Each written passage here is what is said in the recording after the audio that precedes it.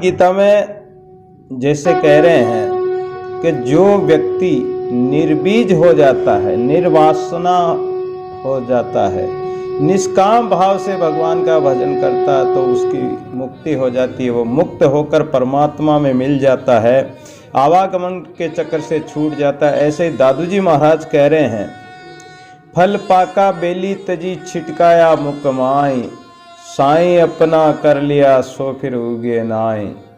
जब फल पक जाता है उसमें बीज पैदा होते हैं, और वो बीज अगर कच्चा है, बीज में अंकुरण शक्ति है, तो उसको मिट्टी, पानी और हवा पाकर वो अंकुरित हो जाता है और वापस वैसा का वैसा ही पेड़ पौधा बेल जो भी है जिसका बीज है वैसा ही वो रूप धारण कर लेता है। उसमें अंकुरण प्रकट होने की शक्ति होती है।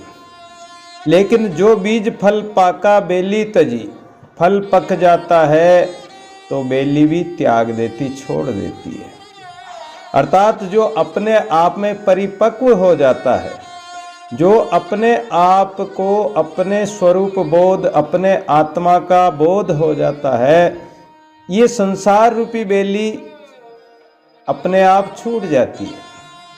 जो परिपक्व हो जाता है, जो ज्ञान में, सद्गुरु के ज्ञान में, ध्यान में, साधना में परिपक्व हो जाता है, तो धीरे धीरे संसार अपने आप ही छूट जाता है, वो उससे मुक्त हो जाता है और ये माया भी छूट जाती है। माया फिर उसका कुछ बिगाड़ नहीं सकती है, तो वो बेली छोड़ देती, त्याग देती। फिर उसमें जो बीज है, अगर उस बीज को भून लिया जाए, पका लिया जाए, तो उस बीज में जो सूक्ष्म अंश होता है पौधा बनने का, अंकुर होता है, वो अंकुर भी निर्मूल हो जाता है। वो भी यानी जीव के अंदर कोई सूक्ष्म वासना भी है तो वो वासना भी नष्ट हो जानी चाहिए। योगी के न वासना रहती है, न संकल्प विकल्प रहता है, योगी का चित्त एकदम स्थिर रहता है।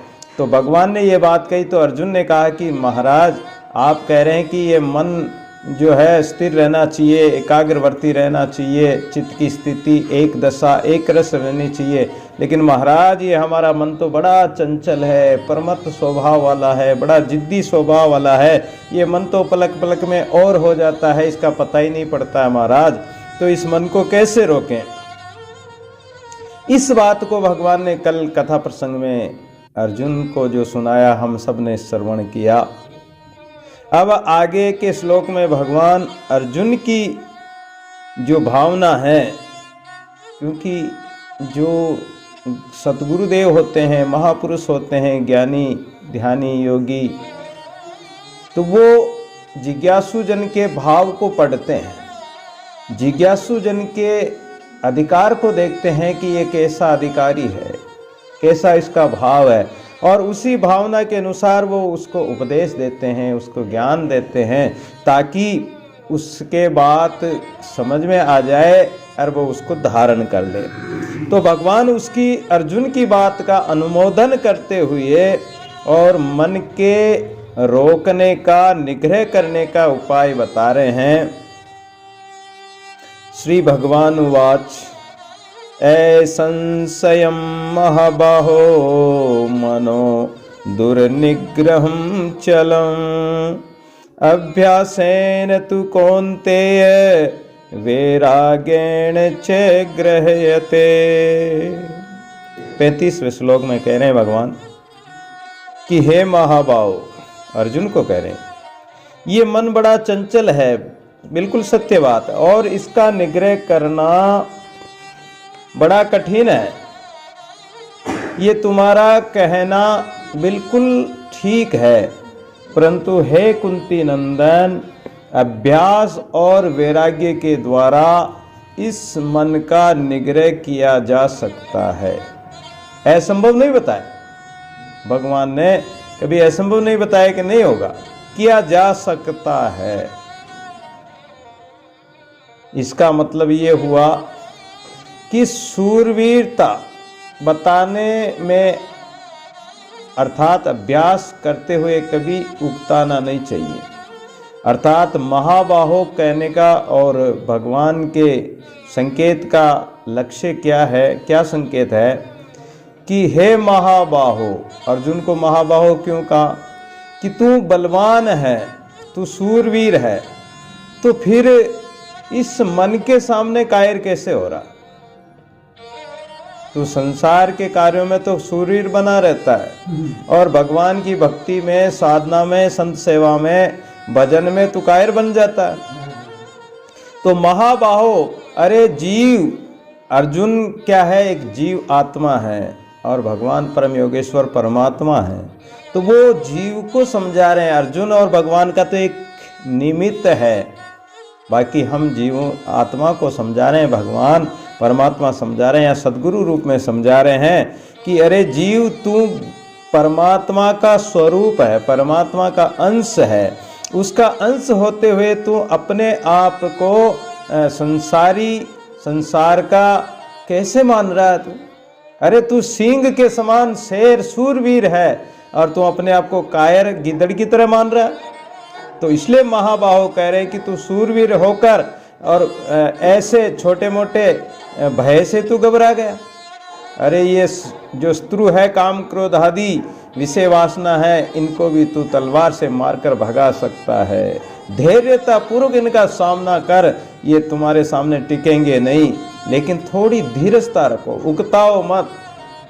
दीर्घ काल निरंतर श्रद्धा, यानी धीरे धीरे दीर्घ काल भी लग जाए, लंबा समय भी हो जाए तो कोई बात नहीं, लेकिन साधना को छोड़ो मत, भजन को छोड़ो मत, सेवा सत्संग को छोड़ो मत। अर्जुन ने पहले चंचलता के कारण मन का निग्रह करना बड़ा कठिन बताया। उसी बात पर भगवान ने कहा कि तुम बात तो बिल्कुल सत्य कह रहे हो, निसंदेह बात है कि ये मन तो चंचल है, निग्रह करना इसका बड़ा कठिन है, लेकिन साधन भी तो है, उपाय भी तो है।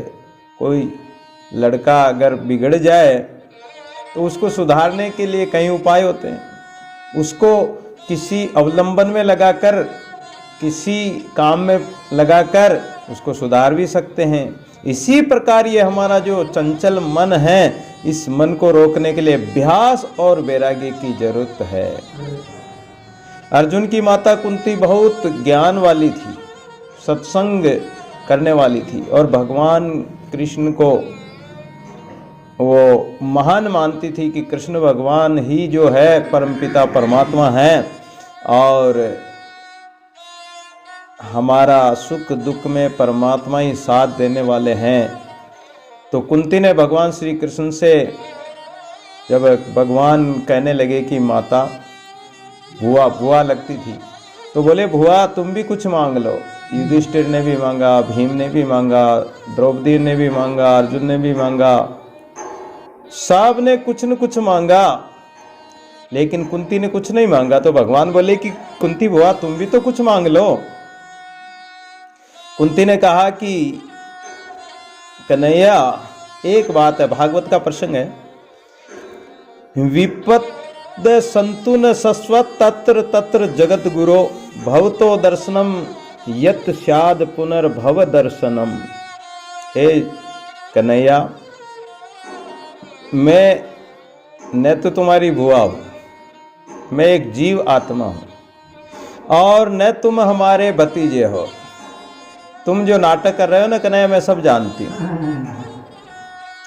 तुम भगवान हो और अगर तुम मुझे देना ही चाहते हो तो अरे हमारे जीवन में इतनी परिस्थितियां आई, संकट आए और हमने आपको याद किया तो तुम सदा हमारे साथ रहे।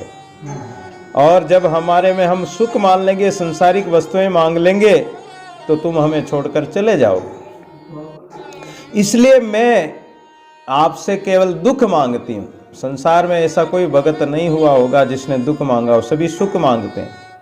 चाहे वो किसी भी रूप में मांगो कि भगवान का सत्संग मिल जाए, संतों का सानिध्य मिल जाए, हमारी मुक्ति हो जाए, हमें वैकुंठ मिल जाए, तो उसके पीछे सुख प्राप्त करना, हमें स्वर्ग मिल जाए, तो सुख की कामना है।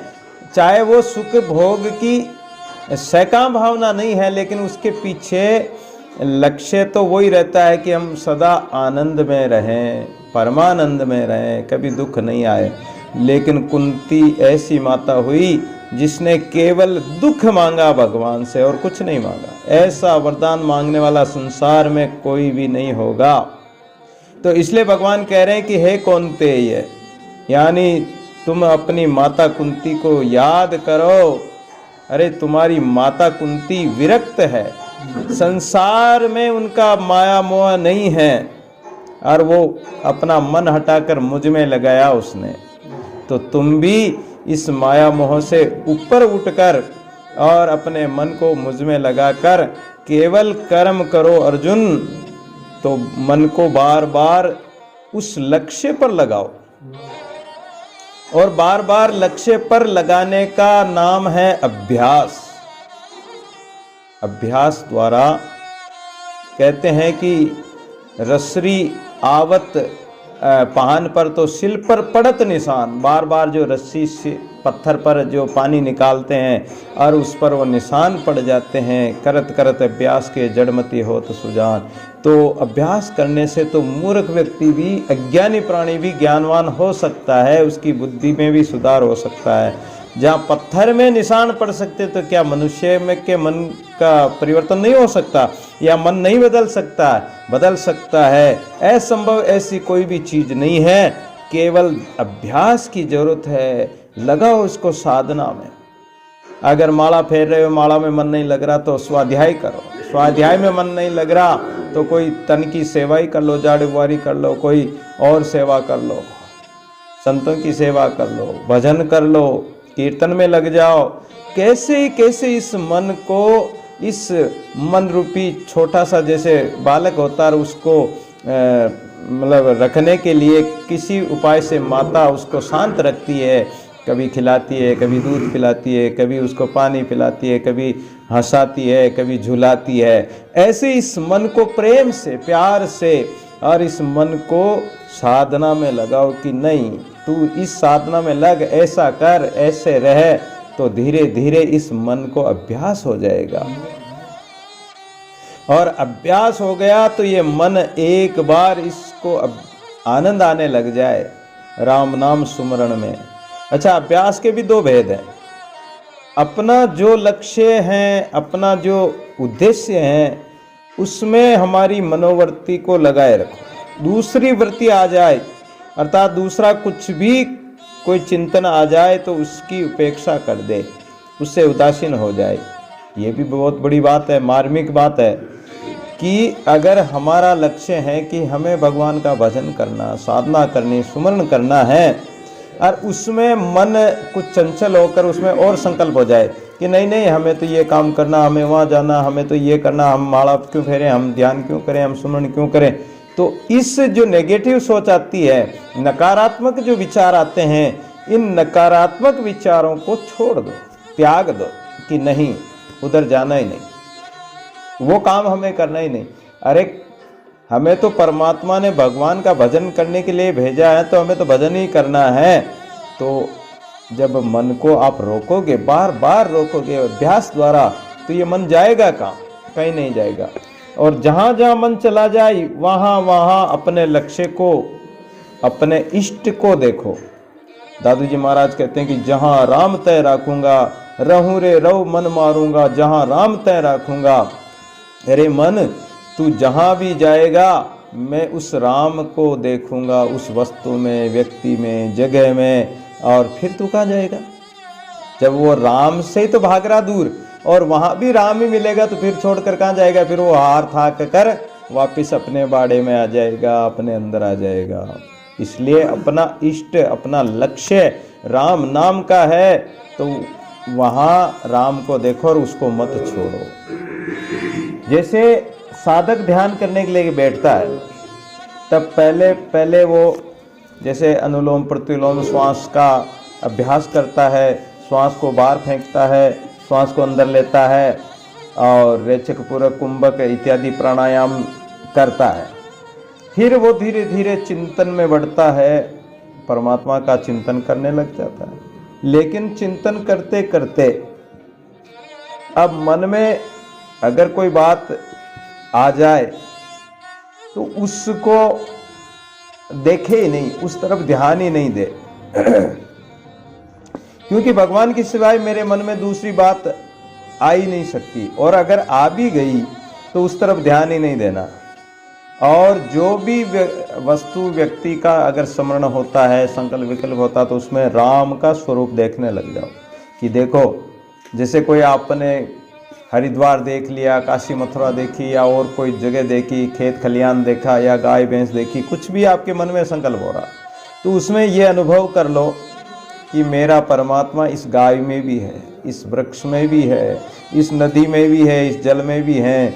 मेरा परमात्मा सर्वत्र है। वासुदेव सर्वम, जो परमात्मा है, जो भगवान है, वो सर्वव्यापी है और सब जगह है। तो इस वृक्ष में भी है, इस हाथी में भी है, कुत्ते में भी है, चांडाल में भी है। हर वस्तु व्यक्ति में, हर जगह जर्रे जर्रे में झांकी है भगवान की। किसी सूझ वाली आंख ने पहचान की तो नामदेव की तरह, धन्ना की तरह, सैन की तरह, वेदास की तरह भगवान को सर्वत्र देख लो। भगवान तो पलक माए प्रगटे से जे जन करे पुकार, दीन दुखी तब देखकर अति आतुरती बार, वो परमात्मा तो पलक में प्रकट हो जाता है। तो ऐसा अभ्यास करें, तो ऐसा होने पर मन भगवान में ही लगेगा और कहीं जाएगा ही नहीं। सर्वत्र भगवान को ही तो देख रहे हैं। अच्छा, भगवान के नाम का जप करो, पर जप में भी दो बातों का अवश्य ध्यान रखें कि एक तो नाम के उच्चारण में समय खाली न जाने दें। हमारा मन इतना सूक्ष्म है और इतना बारीक है, अरे इतना जल्दी वो पता नहीं क्षण भर में तो कहाँ पहुंच जाता है। तो जब नाम उच्चारण कर रहे हो, जैसे ओम या राम, जो भी आप नाम उच्चारण कर रहे हो, गुरु का दिया हुआ नाम, तो उस नाम के बीच में जगह मत छोड़ो। निरंकार, नित्य निरंतर, लगातार वो एक तेल की धारवत वो जो उच्चारण है, जो गुंजार है, वो वृत्ति बनी रहे, टूटे नहीं, वो सुरती टूटे नहीं। अगर बीच में गैप दोगे, बीच में खाली जगह होगी, तो ये मन वहाँ भी चंचल हो सकता है। तो ये भी ध्यान रख सकते हैं। जिस नाम का उच्चारण किया जाए तो मन से उस नाम की निगरानी रखो। अब हम नाम, जो भी गुरु का दिया हुआ नाम जपते हैं, दादू राम, सत्य राम, राधे श्याम, सीता राम, जो भी, तो उस नाम के साथ हमारा मन की निगरानी रखो कि ये जो हम जप कर रहे हैं या सुमरण कर रहे हैं, तो कहीं ये टूट न जाए, कहीं छूट न जाए। अर्थात उस नाम को अंगुली अथवा माला से न गिनकर मन से ही नाम का उच्चारण करें। हम अगर हाथ में माला ले रखी और माला पर राम राम कर रहे हैं, तो हमारा कुछ मन, सुरती हमारे इस माला पर, अंगुलियों पर जाएगी कि अगला मणिया आगे बढ़ाना है, तो ध्यान टूट जाता है। लेकिन धीरे धीरे साधना करते करते माला भी छूट जाती है। फिर माला पर ध्यान लगाने की जरूरत नहीं, अंगुलियां फेरने की जरूरत नहीं। कबीर कर से माला ना जपूं, मुख से कहूं न राम, साईं मेरा सुमिरन करे मैं पायो विश्राम। कबीर जी महाराज कहते हैं कि मैं अब माला नहीं फेरता हूँ, ना मैं तिलक लगाता हूँ, ना मंदिर मस्जिद जाता हूँ, और ना मैं हाथ से माला फेरता हूँ। अब तो दादू सदगुरु माला मन दिया, पवन सुरती सो पोई, बिन हाथों निस दिन जपे परम जापियों होए। दादू जी महाराज कहते हैं कि हमारे गुरुदेव ने तो हमें मन की माला दे दी है, तो अब हम मन से माला फेरते हैं। श्वास से श्वास संभालता एक दिन मिले आय, सुमिरन पैंडा सहजगा सदगुरु दिया बताई। सदगुरु ने तो ऐसा सुंदर सरल मार्ग बता दिया कि माला जपने की जरूरत नहीं, मंदिर मस्जिद जाने की जरूरत नहीं। जहाँ भी पुकारो परमात्मा हरि व्यापक सर्वत्र समाना, प्रेम ते प्रगट होई मैं जाना। जहाँ पुकारोगे परमात्मा, वहीं तुम्हारी करुण पुकार सुनकर, भाव को सुनकर वो अपने आप आकर प्रगट, साक्षात्कार हो जाएगा उसका। तो इसलिए माला जो फेरते हैं उस समय माला की तरफ ध्यान न देकर केवल मन के द्वारा माला को फेरो, मन को फेरो। मन जो इधर उधर जाता उसको फेर कर नाम में लगाओ, नाम की गिनती में लगाओ। एक नाम का तो वाणी से उच्चारण करें और दूसरे नाम का मन से जप करें। जैसे वाणी से तो राम राम का उच्चारण कर ही रहे हैं और मन से भी परमात्मा का नाम ही जप होता रहे। ऐसा नहीं कि मन कहीं और जा रहा। वो एक भजन में एक साखी दोहे में बोलते हैं कि माला कर में तो माला फिरे, जीभ फिरे मुकमाए, मनवा तो चहुं दिसी फिरे, ये तो सुमिरन ना आए। हाथ में माला फिर रही है, मन कहीं और जा रहा है, मुख से राम राम भी कर रहे हैं लेकिन मन तो कहीं और जा रहा है। दादू जी महाराज ने भी बहुत सारे ऐसे उदाहरण हैं दादू जी महाराज के भी, कि एक पिपाजी का भी उदाहरण आता है कि पिपाजी महाराज अपने टोडा रायसिंह में विराजमान थे, टोंक के पास में। उस समय वहाँ का राजा सूर्य सेनमल महाराज का शिष्य बन गया। एक बार किसी कारणवश वो राजा महाराज से नाराज हो गया। नाराज तो हो गया लेकिन भगवान का भजन करता था, क्योंकि गुरुदेव से साधना तो सीखी हुई थी, नाम लिया हुआ था। तो वो अपने भजन कक्ष में माला फेर रहा था और इधर पिपाजी महाराज राजद्वार पर पहुंच गए। सेवक को कहा कि जाओ तुम्हारे राजा को कहो कि तुम्हारे गुरुदेव आए हैं। राजा महाराज से नाराज तो था ही। सेवक ने जाकर कहा तो राजा बोला कि मैं तो अभी माला फेर रहा हूँ, भजन कर रहा हूँ, गुरुदेव को बोल दो कि हमारे पास अभी समय नहीं मिलने का। नाराज था ना, तो गुरु के प्रति अश्रद्धा हो गई, तो गुरु का आदर भी नहीं किया, गुरु का सत्कार भी नहीं किया और कहलवा दिया कि जाओ अभी हमारे पास समय नहीं है, गुरुदेव को कह देना महाराज को। अब पिपाजी महाराज के पास आकर वो कहने लगा कि महाराज उन्होंने तो ऐसा कहा है। पिपाजी महाराज ने कहा कि उनको जाकर कहो कि पहली बात तो तुम्हें ये साधना भजन नाम किसके द्वारा मिला, और उसी गुरु का तुम अनादर करते हो, और तुम आगे अगर गुरु का अनादर करोगे तो कैसे पहुंचोगे आगे, परमात्मा को कैसे प्राप्त करोगे। दूसरी बात कि वो अगर माला फेर रहा है, भजन में बैठा है, तो वो भजन में अगर बैठा होता तो चलो कोई बात नहीं, वो भजन में भी नहीं बैठा है, वो तो एक मोची के घर बैठा बैठा घोड़े की जीन बनवा रहा है, जाओ उसको जाकर कहो। अब पिपाजी महाराज तो महान संत थे। सेवक जाके बोला कि राजन, वो महात्मा जी ने तो, गुरुदेव ने तो ऐसी ऐसी बात कही। जब उनके मन की बात महाराज जान गए तो राजा घबरा गया कि मेरे मन में ये संकल्प विकल्प हो रहा था, वो माला तो हाथ में ले रखी है, भजन में भी बैठा है, लेकिन माला तो हाथ में फिर रही, मुख से राम राम भी करता जा रहा, लेकिन उसका मन कह रहा है कि हमारे घोड़े की जीण बार बार टूट जाती है और उस घोड़े की जीण को मुझे मोची के पास जाकर स्वयं ही बनवाऊंगा, मुझे ही बनवानी पड़ेगी, उसको बताऊंगा कि ऐसे मजबूत बना। तो अब वहाँ मन तो मोची के घर जा रहा, तो माला फेरने से क्या फायदा है। तो ऐसे जब मन से उच्चारण करो तो मन उस नाम में ही लीन हो जाए, नाम से ही जुड़ा रहे, नाम को छोड़कर, चिंतन को छोड़कर कहीं और न जाए। अच्छा, जैसे राग रागनी के साथ बोलकर नाम का कीर्तन करते हैं, भजन कीर्तन करते हैं अपन, सत्यराम साक्षी बोलते हैं, कोई भजन बोलते हैं, तो ऐसे ही राग रागनी के साथ मन से नाम का कीर्तन करें। मन के द्वारा, मन में ही राम नाम का उच्चारण ररंकार लगा दो। चरणों से लेकर मुकुट तक, अगर जैसे सरगुण ध्यान करते हैं भगवान का, कृष्ण का, राम जी का, हनुमान जी का, शिव जी का, तो सगुण ध्यान करते हो तो भगवान के मुकुट से लेकर चरणों तक भगवान के स्वरूप का चिंतन करो कि भगवान का देखो मुकुट कैसा है, भगवान के मुकुट पे मोर पंख कैसा लगा हुआ, भगवान के आंखें कैसी सुंदर है, भगवान के कपोल कैसे हैं, ग्रीवा कैसी है, भगवान के जो ओष्ठ हैं वो कैसे हैं, अधर कैसे हैं, भगवान के हाथों में बांसुरी कैसे हैं, उनके हाथ में गदा है, शंख चक्र गदा पद्म है, कौस्तुभ की, और गले में कौस्तुभ की वो कौस्तुभी मणि लगी हुई है, कैसी माला है। ऐसे भगवान के स्वरूप का चिंतन करो तो भी तुम्हारा मन एक जगह परमात्मा के स्वरूप में लगा रहेगा। सातवीं बात बताई, भगवान मेरे सामने ही खड़े हैं।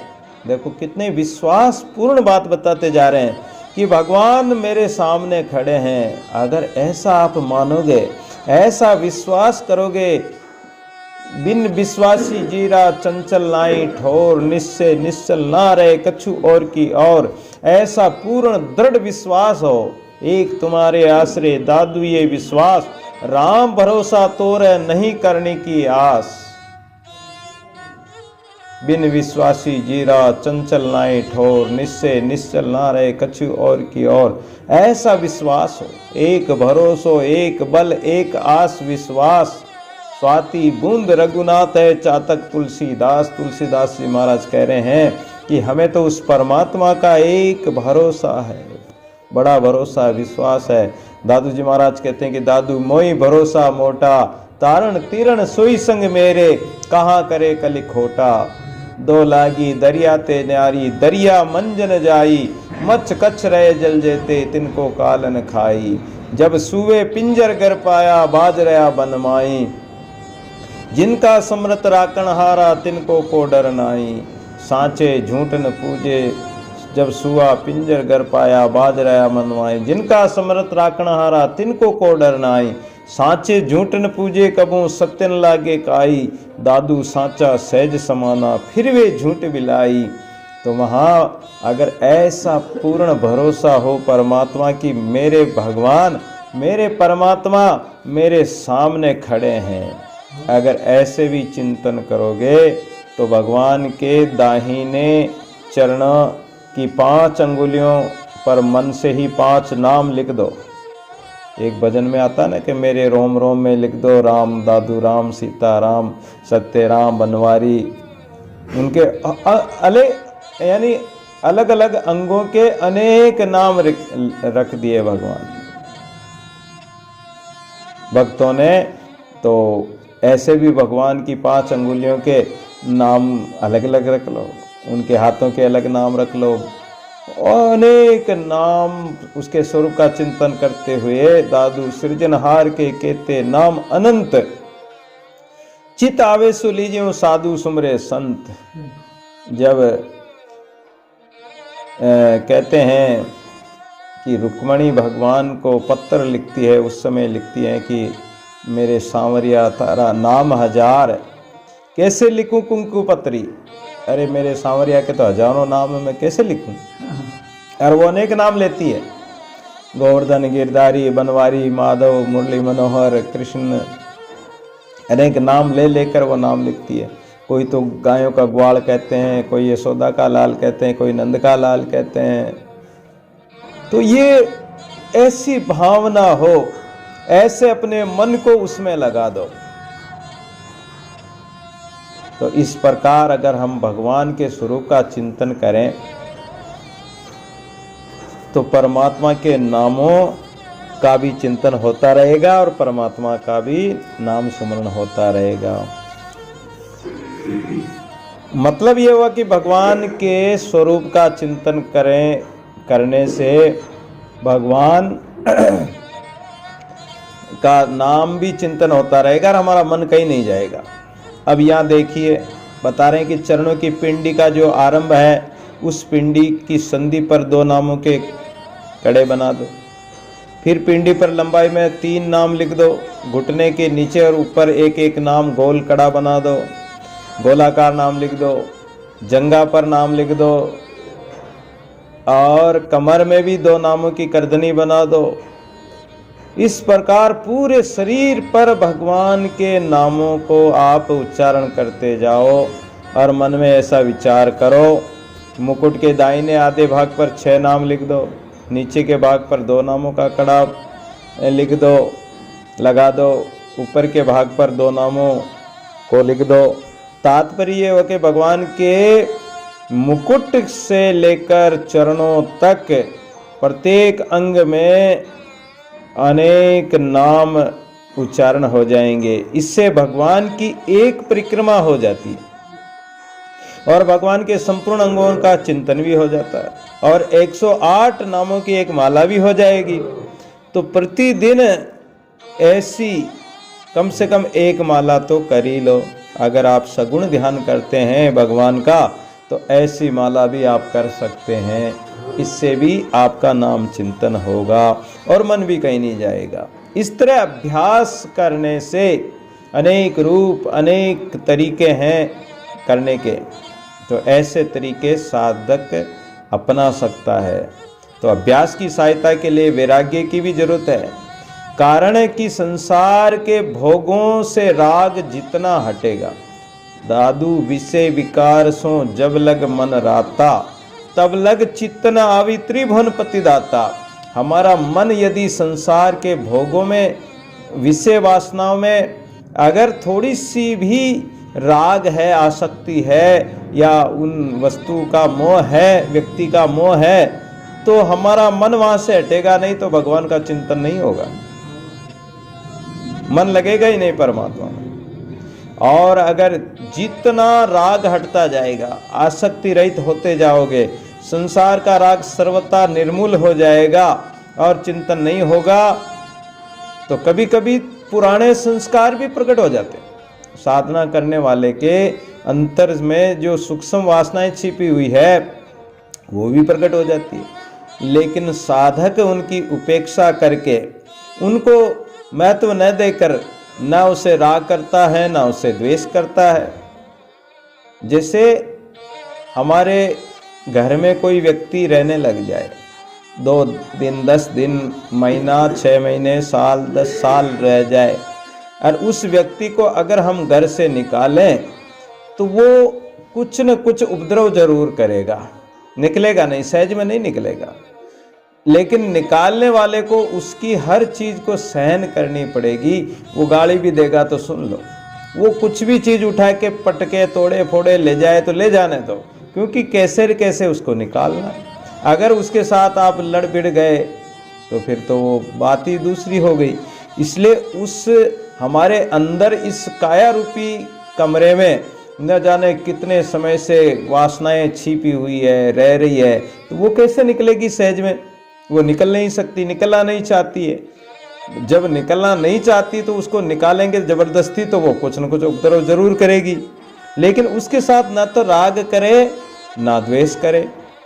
अगर हम उसके साथ राग भी कर लेंगे कि नहीं नहीं ये तो बहुत अच्छा व्यक्ति था, ऐसे में हमारा काम भी करता था, हमें सहायता भी करता था, अगर राग कर लिया तो फिर वो नहीं जाएगा, फिर आप बंध जाओगे उसमें। द्वेष कर लिया तो भी बंध जाओगे। तो राग द्वेष से परे होकर और संकल्प विकल्प को त्याग कर, और जो स्फूर्णा होती वो अपने आप ही मिट जाएगी। जब आप उसकी तरफ ध्यान दोगे नहीं, उसकी तरफ देखोगे नहीं, बोलोगे नहीं, तो अपने आप ही फिर निकल जाएगा, चला जाएगा। इस तरह अभ्यास और वैराग्य से मन का निग्रह हो जाता है, ऐसे मन पकड़ा जाता है। और वैराग्य भी ऐसे ही नहीं हो जाता है। वैराग्य में भी जैसे संसार प्रति क्षण बदलता है। अब वैराग्य की बात बताने लग गए कि व्यक्ति को वैराग, वैसे तो जीवन में 3 बार प्रबल वैराग्य आता है। वैसे दिन में 3 बार व्यक्ति को वैराग होता है। कोई भी काम करने के बाद में उसको वैराग होता है कि ये काम ठीक नहीं है, ये काम अच्छा नहीं किया हमने। या नींद से उठे हैं या और कोई काम कर रहे हैं, थक गए, अरे जिंदगी भर कमाते कमाते जिंदगी बीत जाएगी और हम कुछ नहीं कर पाए, तो इससे भी वैराग्य होता है। या कोई संसार में, परिवार में कोई मर जाता है, कोई नुकसान हानि हो जाती है, उससे भी वैराग्य होता है। हर संसार में रोज कोई न कोई तो मरता ही, कोई न कोई घटना घटती है, कोई न कोई नुकसान तो होता ही है, हानि होती है, तो उससे भी वैराग्य होता है। तो ऐसे वैराग्य होने के कई कारण हैं, कई उपाय हैं। और फिर भी अगर हमें परमात्मा के मार्ग की तरफ चलना है तो ज्ञानी को, योगी को, साधना मार्गी को ये विचार करना चाहिए कि ये संसार एक क्षण में जो पहले था वो अब आगे नहीं है। आपने प्रातःकाल भोजन बनाया तो वो थोड़ी देर तक तो ठीक रहेगा, दोपहर तक वो बदल जाएगा, उसका रस स्वाद ही बदल जाएगा, और शाम तक तो और ही बदल जाएगा। अगर दूसरे दिन खाओ तो फिर उसका स्वाद ही कुछ और हो जाएगा, वो बदबू भी मारने लग जाएगा, स्वाद भी खराब हो सकता है, खराब भी हो सकता है। तो भोजन भी एक रस नहीं रहा। ऐसे संसार में जो चीज़ बनी है, चाहे मकान है या खेत खलियान है या और कोई आपने गाड़ी घोड़ा या गाय भैंस या आपका जन्म हुआ, तो आप क्या एक रस रहोगे? बालक जन्मे, कुछ बड़े हुए, फिर जवान हो गए, बुढ़े हो जाओगे, एक दिन चले जाएंगे।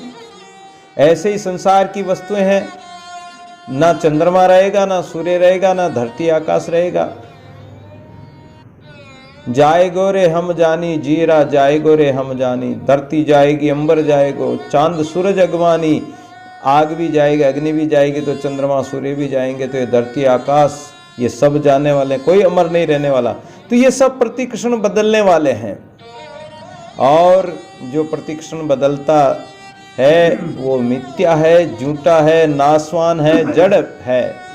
लेकिन सत्य कौन? परमात्मा है, सत्य राम है, इसलिए सत्य राम बोलते हैं। हम किसी गांव में गए, उस गांव में हम कोई सत्संग करवाना था, ऐसे कार्यक्रम करवाना था, तो गेहूं की उगाई लेने गए। तो हम सत्यराम बोला, तो वो लोग बोले महाराज आप सत्यराम क्यों बोलते हैं? सत्यराम तो मरने के बाद में बोलते हैं, राम नाम सत्य है ऐसा बोलते हैं, मरने के बाद में बोलते हैं, आप तो पहले ही बोल रहे हो महाराज। अरे आप गेहूं की जोड़ी लेने आए हो और सतराम बोलते हो महाराज, ये तो आप अच्छा नहीं बोलते हो महाराज, ये तो मरने के बाद में बोलते हैं, ऐसा क्यों बोलते हो महाराज? हमने कहा भाई ये सत्य राम, ये राम का नाम है, राम ही सत्य है, त्रिकालाबाधित है, तीनों कालों में राम का कभी नाश नहीं होता, वो राम सत्य है, पहले भी था, अभी भी है, आगे भी रहेगा। हम नहीं रहेंगे, इस संसार नहीं रहेगा, लेकिन परमात्मा तो है और वो रहेगा। तो इसलिए वो सत्य है राम, इसलिए हम सत्य राम बोलते हैं। और तुम कहते हो कि मरने के बाद में बोलते हैं, तो अगर पहले राम राम बोलोगे, सत्य राम बोल दोगे, तो फिर मरना भी नहीं पड़ेगा। तो अतः संसार हमारे साथ, न तो संसार हमारे साथ है, न हम संसार के साथ हैं। संसार के भी हम नहीं है, संसार भी हमारा नहीं। तन सगान मन सगा, सगान ये संसार, परशुराम इस जीव का सगा, तो सृजनहार वो परमात्मा ही सगा है। जैसे बाल्यावस्था, युवावस्था में हम बाल्यावस्था में आए, फिर युवावस्था आ गई, ये भी हमारे साथ नहीं रही, बदल गई। तो हर परिस्थिति हमारे साथ नहीं रहेगी। तो ऐसा विचार करो कि संसार का नियम परिवर्तनशील है, क्षणसार है, ये सत्य नहीं है, तो इसमें हमारे चित्त को क्यों लगाएं? तो इसलिए हम हमारे चित्त को परमात्मा में लगाएंगे जो सदैव सत्य हैं। दूसरी बात वैराग्य होने की बात बता रहे हैं कि अपने कहलाने वाले जितने कुटुंबी है, संबंधी है, वे हमारे से अनुकूलता की इच्छा रखते हैं। तो अपनी शक्ति, सामर्थ्य, योग्यता, समझ के अनुसार उनकी न्याय युक्त इच्छा पूरी कर दें और परिश्रम करके उनकी सेवा भी कर दें, परंतु उनसे अपनी अनुकूलता की तथा कुछ लेने की इच्छा का सर्वथा त्याग कर दें। इस तरह अपनी सामर्थ्य के अनुसार वस्तु देने से और परिश्रम करके सेवा करने से पुराना राग मिट जाता है और उनसे कुछ भी न चाहने से नया राग भी पैदा नहीं होता।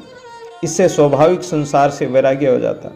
ये भी बहुत बड़ी बात है कि संसार में जितने कुटुंबी, सगे संबंधी है, ये सब आपसे मीठी मीठी बातें करके तुम्हें लिपटाएंगे और तुमसे अपेक्षा रखते हैं कि ये हमें कमा कमा कर लाकर हमें खिलाए, रखेंगे वो।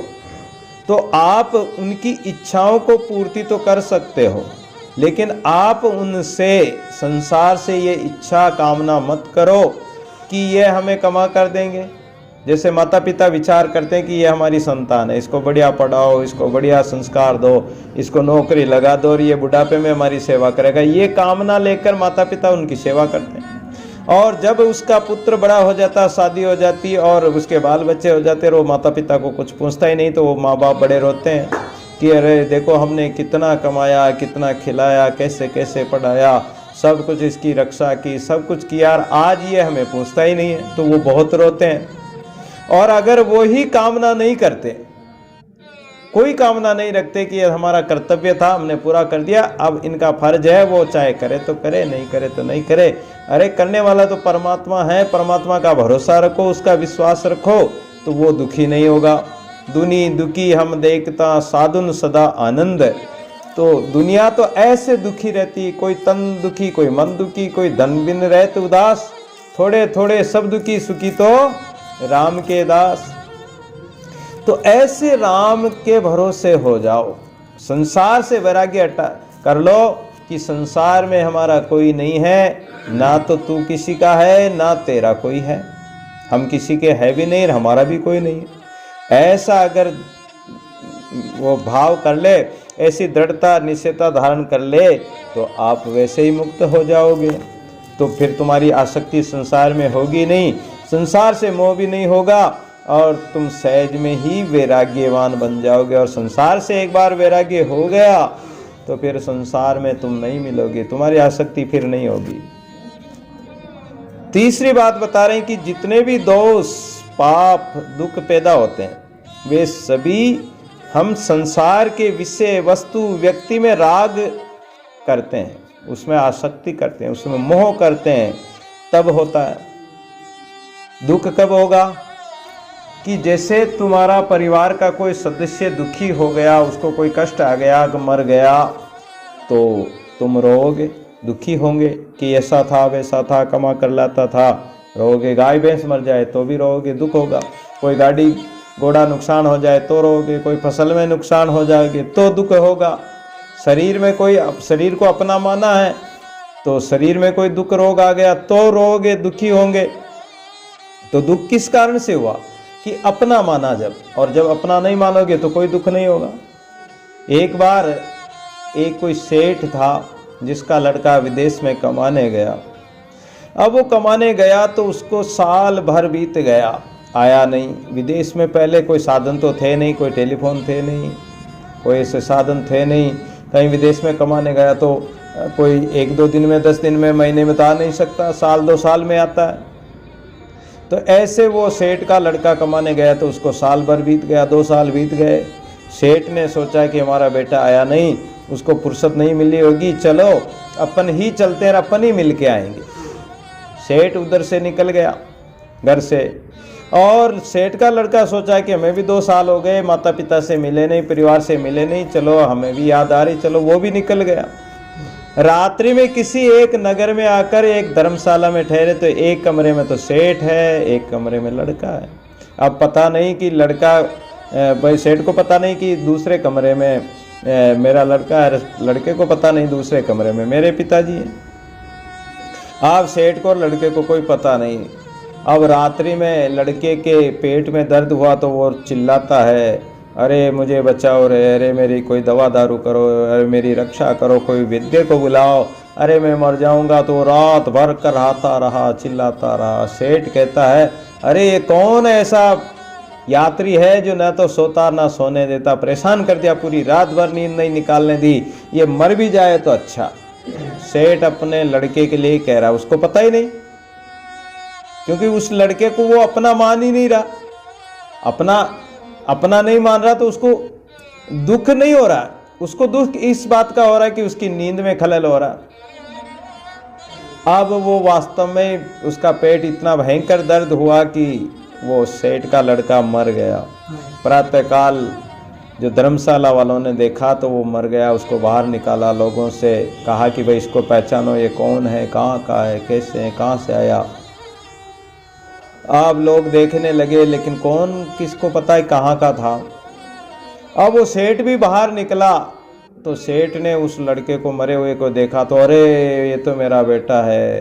कैसे मर गया कि महाराज ये तुम्हारे पड़ोस में ही था, रात भर इसके दर्द हुआ, इसके कारण मर गया। अरे मुझे क्या पता था, अगर मुझे पता होता कि मेरा ही लड़का है तो मैं वैद्य को बुला लाता, मैं ये कर देता, वो कर देता।